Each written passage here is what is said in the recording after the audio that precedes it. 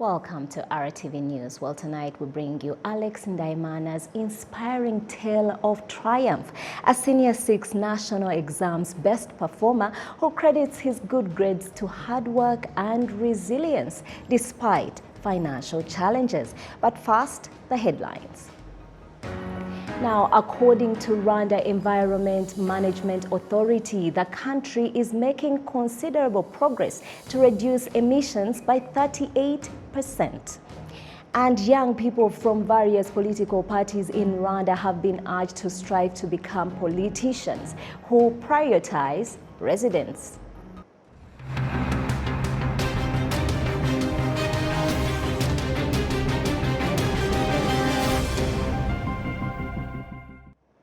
This is RwandaTV News. We're coming to you live from our studios in Kigali, Rwanda. I am Isabel Masozera, now top of our edition. According to Rwanda Environment Management Authority, the country is making considerable progress when it comes to reducing emissions by 38%. Now, environmentalists have pointed out that cooperation of all concerned institutions is needed to realize this goal. We start with Olive Ntete.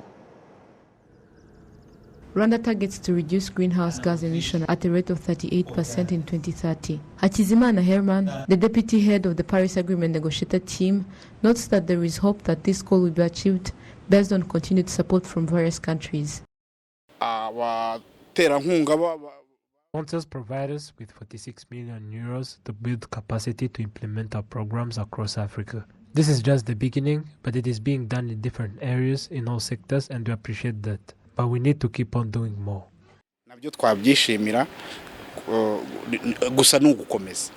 The analysis shows that African countries emit 4% of the world emissions, yet the continent is facing the highest impacts of climate change.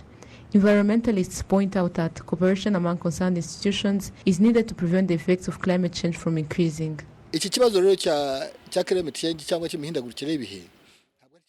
We have a responsibility as Rwandans to implement this. The problem of climate change does not only concern the government, but also every Rwandan. This is a global problem. If you start saying that it is only the governments, you are wrong, because this is also part of your life. As global warming affects us, everyone should play his part to cope with climate change.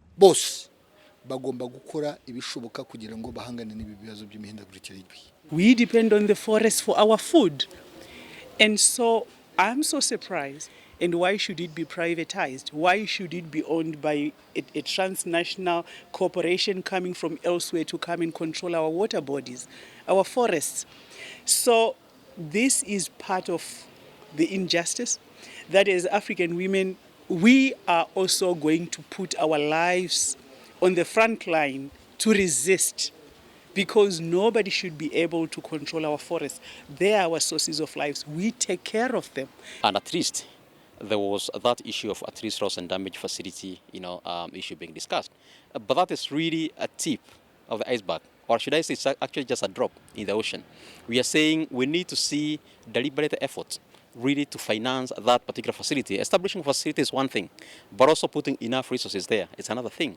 And we don't want it to go the way of GCF or GEF or adaptation finance, where some real resources is actually put there, but even accessing it becomes a big problem because of protocols, procedures, and red tape, that is associated with accessing those particular resources. We need to see substantive amounts, put there.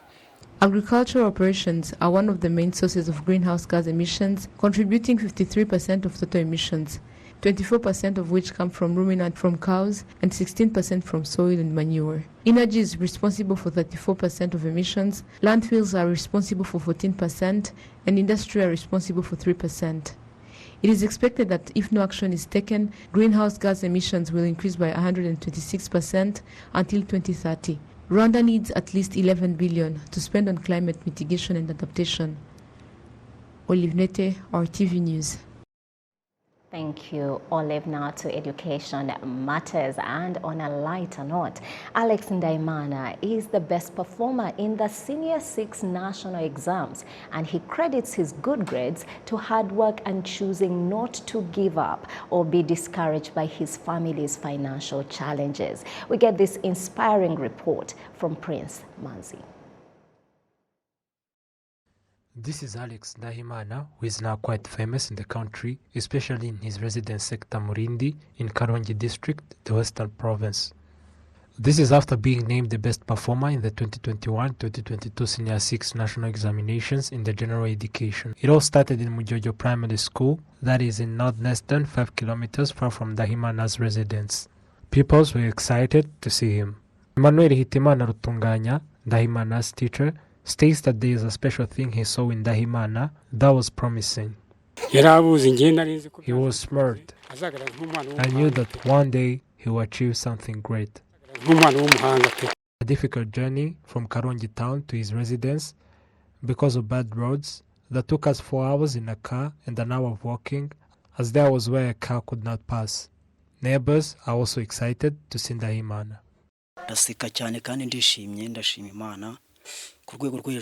Ndahimana is the fourth child in 5 children of his mother. Their father passed away a long time ago. They are a vulnerable family. What amazed me is that he scored the best marks to be admitted to college. He struggled for education because of poverty, but thanks to his headmaster, he was linked to an institution that funded his studies, and I would look for other school requirements that I afforded through wages. She would also gain some money thanks to the cow given the Giringa program. I used to get manure and be able to grow some crops to eat, and the money I gained from wages, I used it to buy Alex school requirements. Alex Ndahimana states that he would like to study medicine so that he can be of great importance to his country. I'm happy and I thank God. I would like to study medicine, for me to be a doctor and discoverer, for the country to develop because of innovation. Ndahimana was a student in Kirinda Secondary School in physics, chemistry and mathematics combination. Students of Kirinda Secondary School say that Alex set a great example.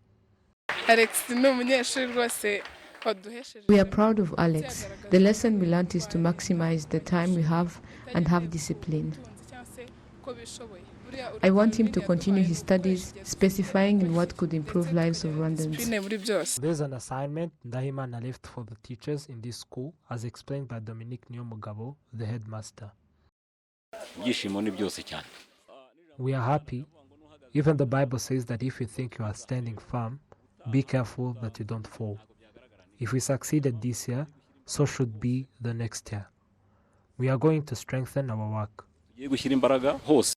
Alex Ndahimana states that growing up in a poor family and studying in hard conditions, especially financial instabilities, were not a discouragement, but instead it gave him reasons to work hard. I struggled to study. I had to walk kilometers to reach school, but I was not discouraged. It does not matter where you come from, working hard will lead to your dreams' fulfillment. My advice to other students is to study hard regardless of the difficult circumstances they face daily.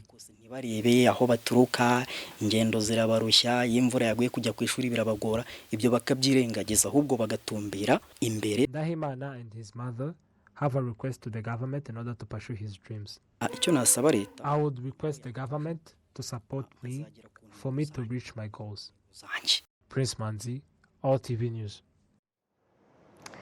Alex, they are making us all proud. Heartwarming to watch that. Now, moving on to political matters, young people from various political parties here in Rwanda are urged to strive to become good politicians that prioritize residents. This was reiterated at the closure of the youth program on politics and governance that has been ongoing for the past 3 months. Oliver Ntete now reports. The young people that completed courses on politics and governance from the Youth Political Leadership Academy say that lessons learned will assist them in becoming good politicians. We learned about corrupt politicians, and among what characterized them was the genocide perpetrated against the Tutsi. We also learned as well as about decent politicians like the RPF, who took the initiative in leading the nation's liberation and advancing its growth on a global scale. These courses are so beneficial to us young people. We learned about patriotism, about the past of our country, but also the vision of our country, and we believe that we will play a significant role in that vision of the country. Glorious Wanyirigira, the spokesperson of the National Consultative Forum of Political Organizations, notes that the youth should be trained in politics at an early age.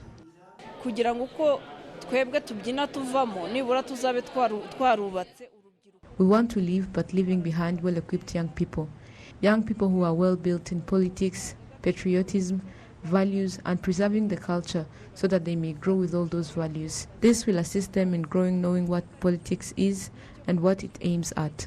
They have to understand that good politicians are characterized by good values.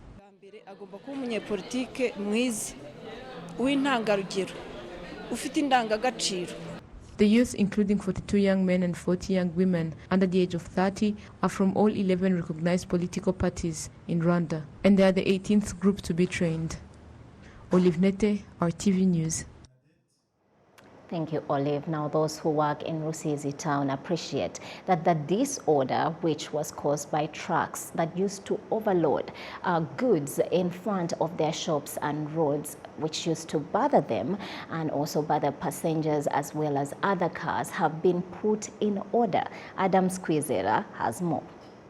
It's been a long time. People working in Rusizi town, including vendors and motorists, complaining about the disorder caused by the trucks, which used to park in front of their shops. When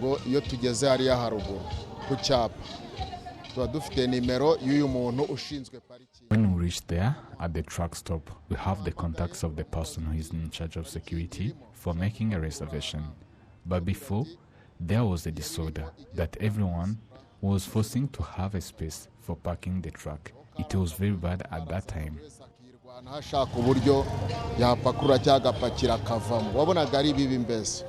Most of the vendors and pedestrians appreciate this decluttering plan. Before, there was a disorder, but now it's better, where the client have enough space. Mushimimana James, who is in charge of the security trucks, says that the implementation of this program have resulted positively.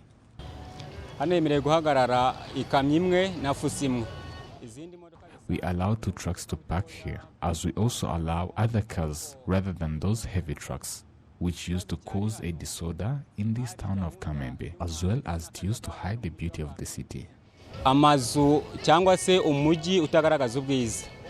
Currently, there are between 5 to 10 cars which park here per day, whereas before, they used to park in a disorder way. This was done due to the assistance of the Traffic Police Department. Adam Squizera, RTV News. Now moving on, as some of the parents catch on when it comes to understanding the importance and significance of taking their children to early childhood development centers, experts are pointing out the need for more centers and also to increase the salaries of those who take care of the children. Prince Manzi continues. The children development centers and family daycare centers established across Goma district receive large numbers of children as parents understand the importance of these programs, as explained by Olivu Ineza. It is important because our children are taught different skills while I'm here working and without wondering what would happen to them, and after working I would go and pick them up. But because of how parents participated highly in this program, some of the children development centers are overcrowded, as the statistics demonstrate that there are 70 children in a room instead of being 40 as it should. It is an issue that children caregivers say that it should be solved.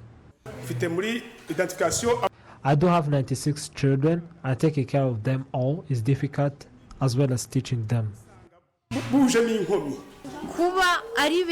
It is important because our children are taught different skills while I'm here working and without wondering what would happen to them, and after working I would go and pick them up.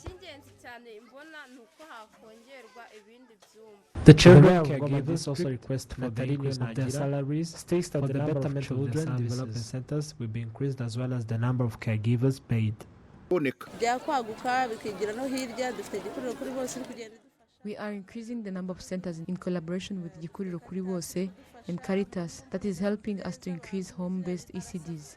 In partnership between the district and Rwanda Education Board, we requested for teachers and they will be available starting with the next year. The mayor of Ngoma district, Natalinio Nagira, states that the number of children development centers will be increased as well as the number of caregivers paid.